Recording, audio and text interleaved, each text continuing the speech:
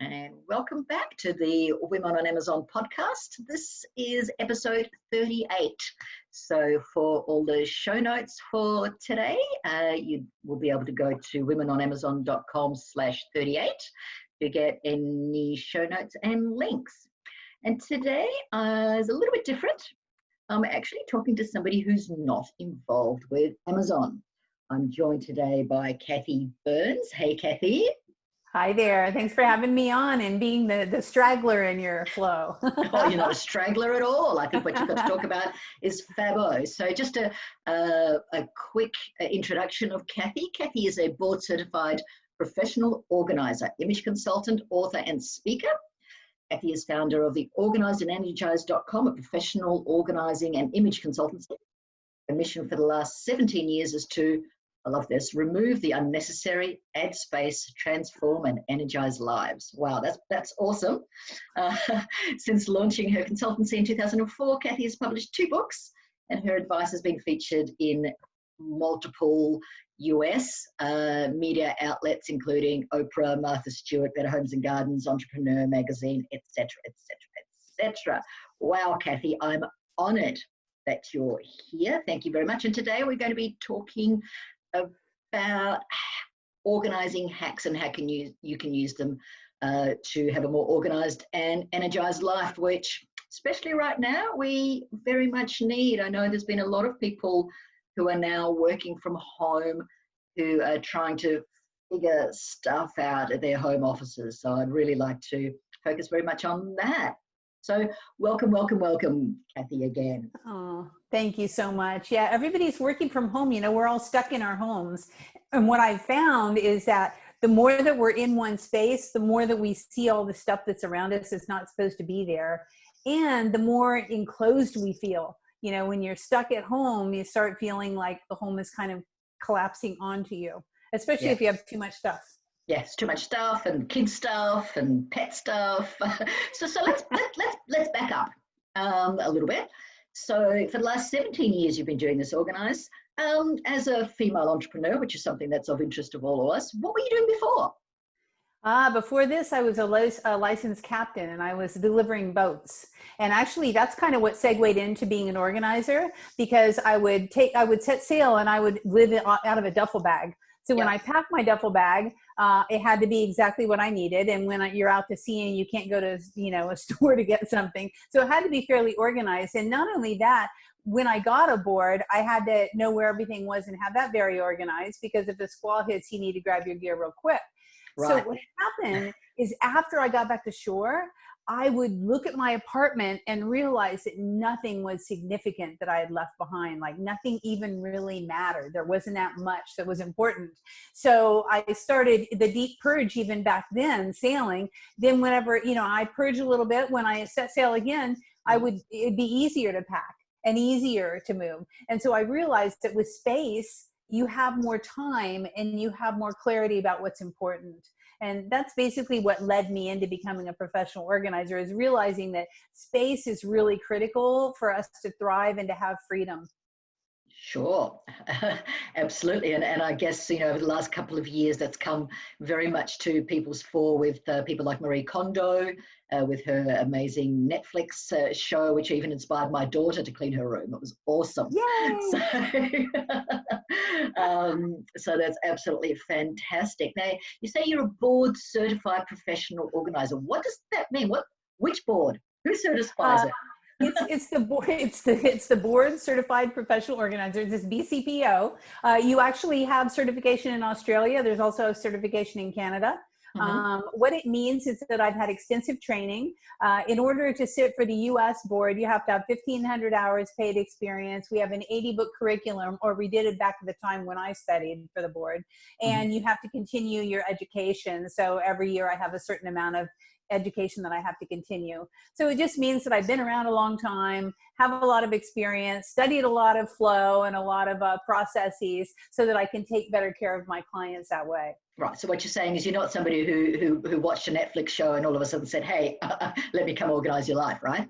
Yeah, exactly not. And actually, I sit on the board exam review committee. So because I'm kind of one of the old timers in the industry, I help actually create the exam and the questions that are going on right now with the certification. Okay.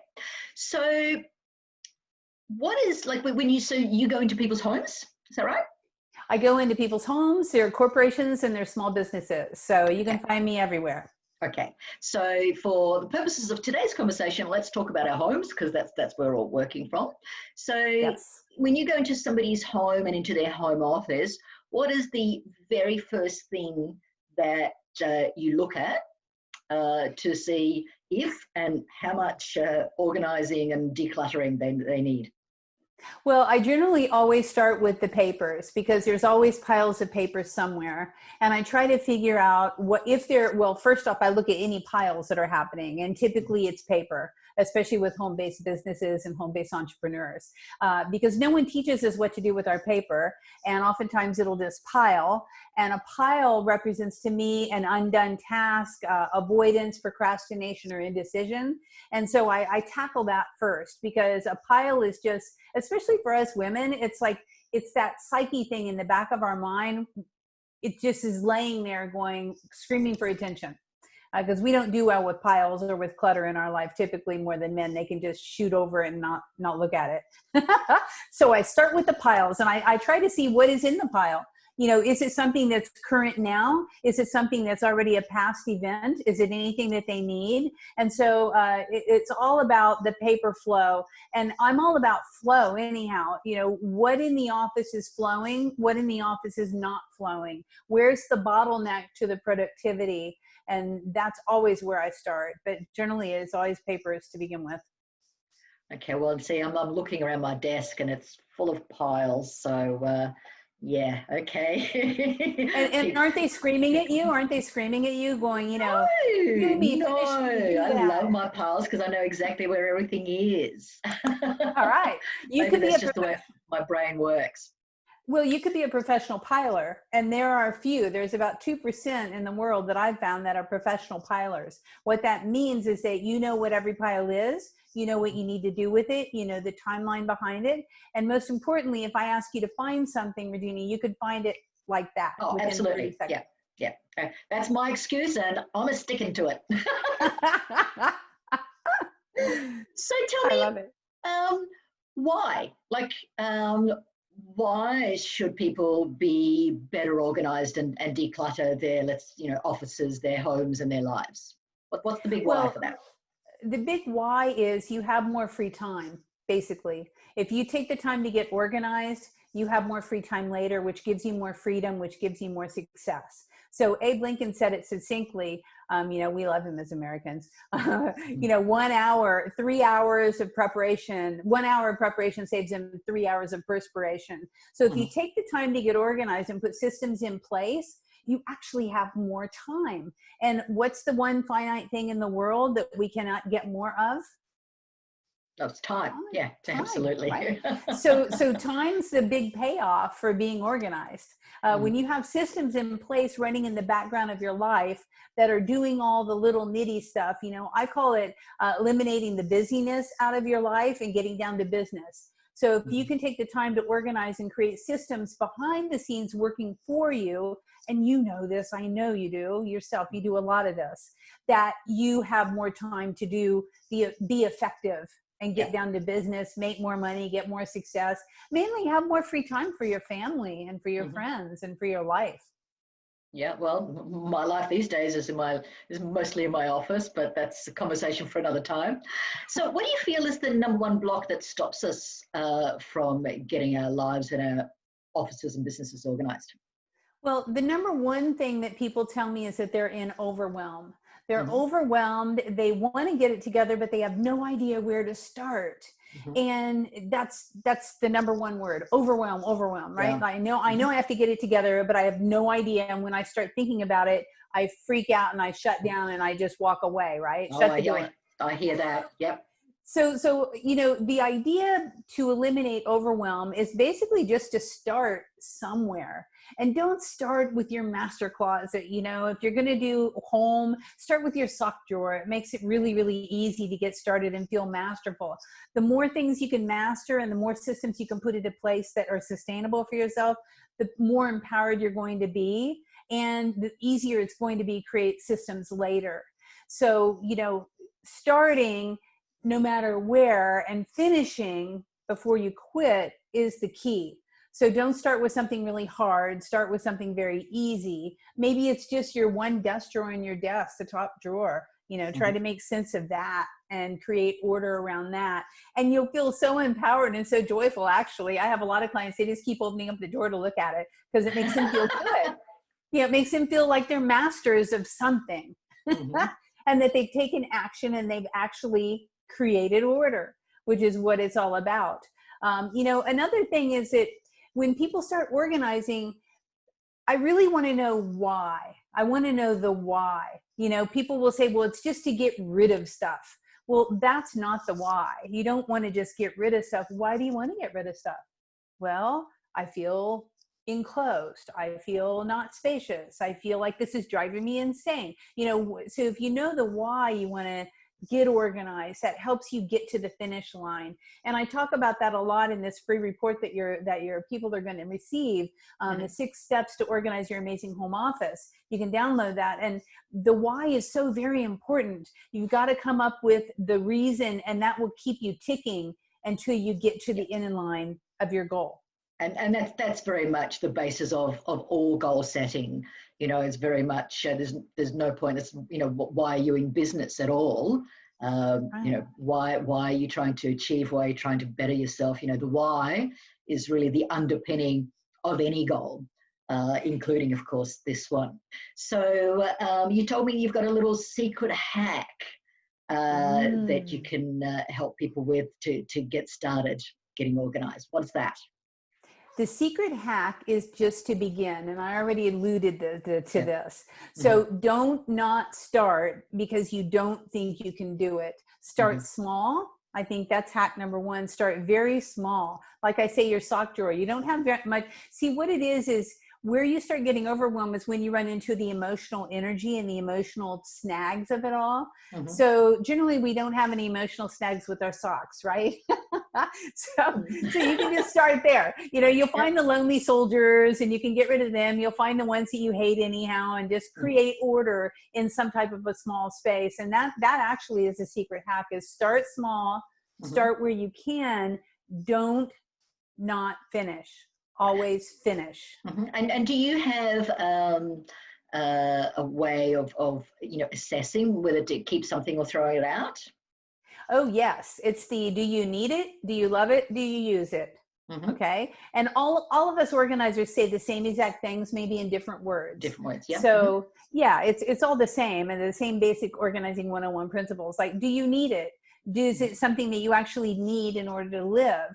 Do you use it? You know, do you use it on a daily basis? A lot of times you'll hear us say, well, if you haven't used it for a year, you don't need it. You know, that helps you discern. And do you love it? Because there's some things in your life that you simply love that you don't need or you don't use. Yes, I hear that. I have closets full of shoes like that that I just love looking at. Absolutely. You know, and we all have our things that we love, but we don't need or use. Now, there is one caveat to that. My big, you know, the big caveat is if it's something that you've inherited that you do not like, that you do not love, that you do not use, but you feel guilt around the departure of the item, right? That's the time to let it go. Okay. So you have to think about, you know, your mother might have kept it for 30 years and her grandmother kept it for, you know, her mother kept it for 30 years. It doesn't mean that you have to keep it for 30 years. And as women, we're the ones that get all that stuff. If you notice, if you ask anybody or ask your friends, it's not the sons or the grandsons that get the stuff, it's the girls. So you don't have to feel obligated to keep it. I give you all permission to let go of those heirloom things that your mother loved that you just cannot stand any longer. You don't have to keep them. In fact, moving your good onto the world is a wonderful thing for everybody. It helps the people who get it. It helps the workers who intake it and actually get paid to resell it for you. It helps you eliminate that clutter in your life that keeps you from having the freedom. Okay. And my sort of Achilles heel with this sort of thing is books.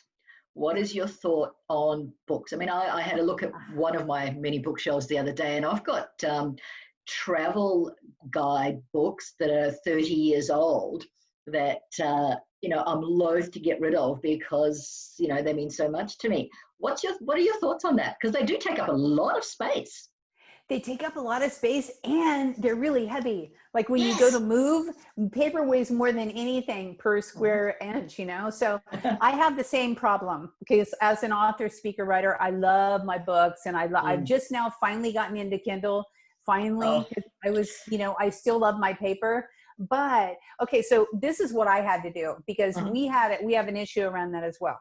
I had a whole wall of books at one point before we moved into this house.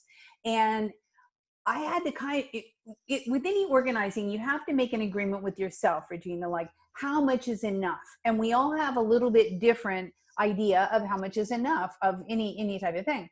I had decided I'm not going to have a wall of books anymore. I'm going to have 2 tall bookshelves, and that's all I get. So once you decide the space that you want to encompass with your collection, that's always, the idea. See, IKEA has got very cheap bookshelves that I can now put up in half an hour. I had three Billy bookshelves, and I went down love to me 2. a Billy. I love the Billy. I use Billies for everybody because they so light, so I love the Billy. It's the best bookshelf ever. But okay, so I had 3 and I said I'm going to go down to 2. So how do I then make that decision on what I'm going to get rid of? Well, I decided that any novel is going to out of there, because guess what? I can get a novel for 50 cents or whatever. I can find it at a used store. It's so easily replaceable. It doesn't mean anything to me. Am I going to get rid of my spiritual books? No, all my spiritual books stay because some of them are priceless and I couldn't find them if I wanted to find them. And they mean a great deal to me. I just love looking at them, right? Okay. So I also, right now, it's funny that you say that, I'm getting ready to get rid of 2 shelves worth of organizing books because I haven't touched them for 3 years because I used to use them for research and for inspiration. I just, now we go online, right? So I don't need that any longer. I can find it 100 times over by the same author, said 500 different ways by different authors like that. So it's an idea of an agreement with yourself about how much is enough. Now, when it comes to the tour and travel books, you have to ask yourself, if you go to travel to a certain point, are you going to take that book? Goodness knows. No. Well, firstly, they're 30 years old. They're way out of date. Exactly. It doesn't mean anything to you. Now, this is what I did because I had a guidebook from Costa Rica that I just loved, and I put tons and tons of notes in it. Okay. Guess what I did? I went to my notes, I shot pictures, I put them all in Evernote under a note called Costa Rica, and they're all right there, and I chucked the book. Oh, what a great idea. Okay. Yeah. So I actually used to do that with my daughter's preschool art because, we don't like throwing out our children's masterpieces. However, they do get quite prolific, right? Yes, they do. I have a whole nother segue for that, for family organizing. We could talk about that for a long time. But I have several. Well, let's track back to office organization. So we've handled our paper pile. What's next?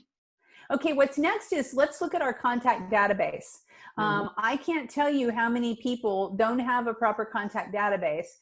They have contacts in their phone, on their iPad, and they don't have one central place. And even if they do, they're not categorized. Okay. So I categorize all my contacts, and everybody again has different nomenclature of what they want to categorize people as. But it really helps to have the minimum of personal, family, vendors, right? Affiliates or business partners. So come up with the categories and make sure that all of your devices are synced and that you're only operating from one database. And it's surprising to me how many people are not. And even if they are, they're not categorized. So categorization is huge for that. Also, one thing that I see that's really important for our entrepreneurs that are listening is to know your week before you start it, to plan your day before you start it, right? You know, that whole pre-planning thing.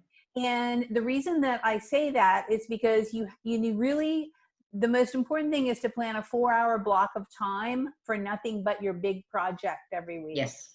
Because if you don't have 4 hours, seems to be the magical number. When I work with clients in person, I work a minimum 4 hours because it takes that long to kind of ramp up, get to the meat of the thing, and then wind down.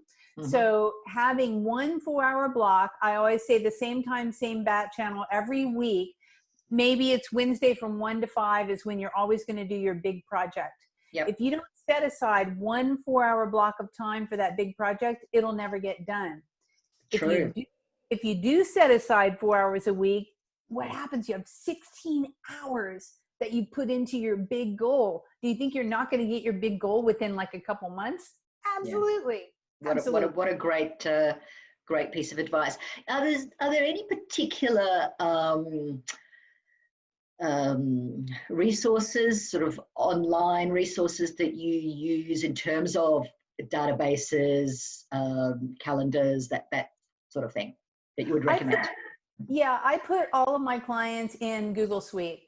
Google Drive, Google Contacts, Google Calendar, the whole shebang. I find that it works really, really well. And so I use the Google Suite for pretty much everything because your photos can go off your phone very quickly. All your emails, everything's synced up together in a nice, neat little package. Google Drive, you can share docs, so on and so forth.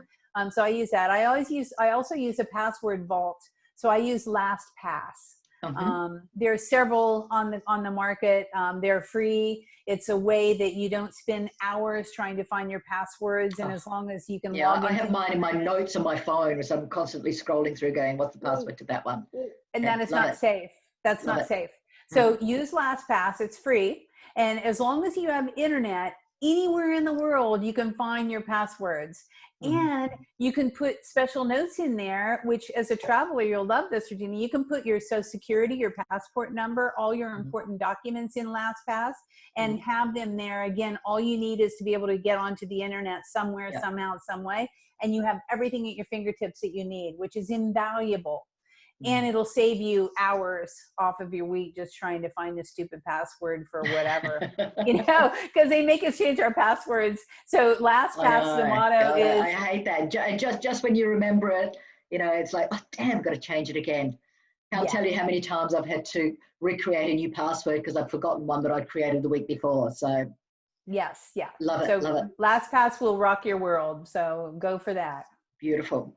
Okay, Definitely. So you've very kindly made a free online, not a paper book, available. That's right. Called the 6 Steps to Organizing an Amazing Home Office. So I'll provide a link for that in the show notes. And if you're watching this on the video, which is brand new, I'm so excited. It's the first time I've actually done a video interview. So those of you who are listening on audio, you'll get the link from the show notes. Those of you who are listening on video, if you go below this video, there will be a link to your free ebook where people can learn some more amazing tips on organizing their home office. And just as a final note, you talk about not just being organized, but being energized. Yes. Can you sort of, as a final note, talk about what you mean by that? Well, when you're organized, you have much more energy. What happens is any pile or any undone project or anything in the back of your mind that's incomplete or not finished and not organized is an energy zapper. When you have everything kind of compartmentalized and you know what the flow is and you don't have any projects lurking in the background, you are not surrounded by clutter, you have a lot more energy. It's just a natural occurrence. So when you are organized, you are completely energized, regardless. So that's why I name my company Organized and Energized.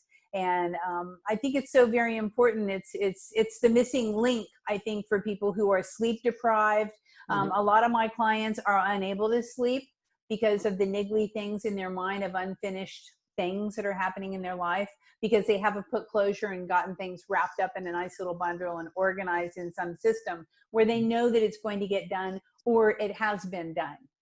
So that's what that's all about. Now, yeah. And I wanted to say too, you know, we have the home office organization course. So if your people want to go a little bit further after they get their free book, it kind of is a tinkling in that, but in the home office organization course, they actually get the book, How to Master Your Muck, and all the systems to create an organized home office, which a lot of what we talked about today, and there's so much more regarding time management. Yeah.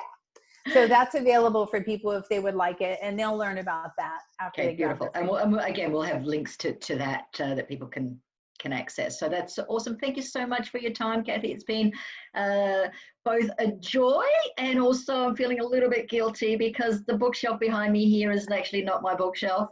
But it's beautiful. It's beautiful. It's amazing what you can find on the internet.